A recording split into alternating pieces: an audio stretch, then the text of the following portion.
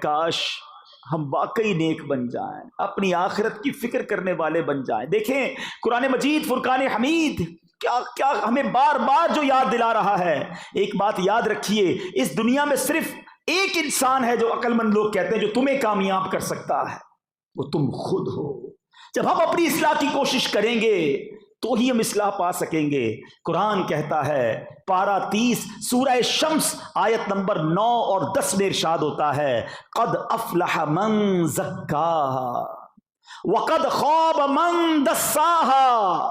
ترجمہ کنز ایمان، بے شک مراد کو پہنچا جس نے اسے یعنی نفس کو ستھرا کیا، اور نامراد ہوا جس نے اپنے نفس کو گناہوں میں چھپایا۔ ہمیں اپنی اصلاح کے لیے کوشش کرنی ہوگی، کوئی اور آ کے ہمیں نہیں بدلے گا، ہمیں خود یہ ارادہ کرنا ہوگا کہ بس بہت ہو گیا۔ کب تک اللہ کو ناراض کرتا رہوں گا؟ کب تک اس کی نافرمانی کرتا رہوں گا؟ اے میرے میٹھے اسلامی بھائیوں، یاد رکھیے نجات کا دار و مدار شہرت پر نہیں ہے، نجات کا دار و مدار عزت پر نہیں ہے، نجات کا دار و مدار مال و دولت عیش و عشرت پر نہیں ہے، نجات کا دار و مدار اونچے منصب پر نہیں ہے، نجات کے لیے صرف علم حاصل کرنا کافی نہیں ہے۔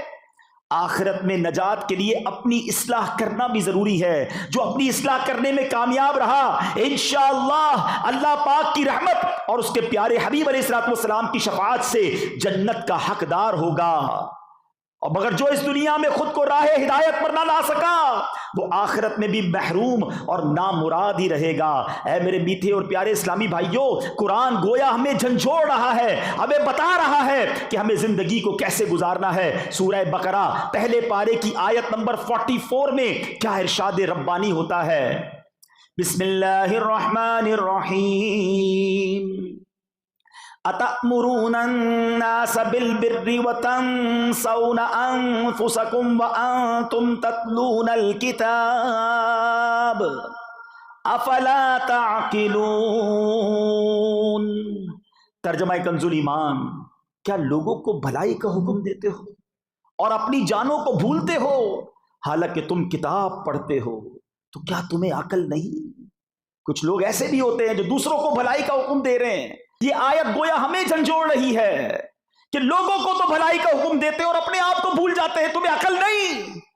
اے میرے میٹھے اسلامی بھائیوں، قرآن پاک کی سورہ عصر میں اللہ ارشاد فرماتا ہے، یہاں ایک شیطان کا وار بھی ہوتا ہے کہ جب اس طرح کی بات کی جائے تو لوگ کہتے ہیں بس ٹھیک ہے بھائی، جب تک اپنی اصلاح نہیں کر لیں گے دوسروں کو اصلاح کی کوشش نہیں کریں گے۔ نہیں، ہم نے وہ کام بھی کرنا ہے اور یہ بھی کام کرنا ہے۔ اللہ تبارک و تعالیٰ سورہ عصر میں کیا ارشاد فرماتا ہے؟ والعصر ان الانسان لفی خسر۔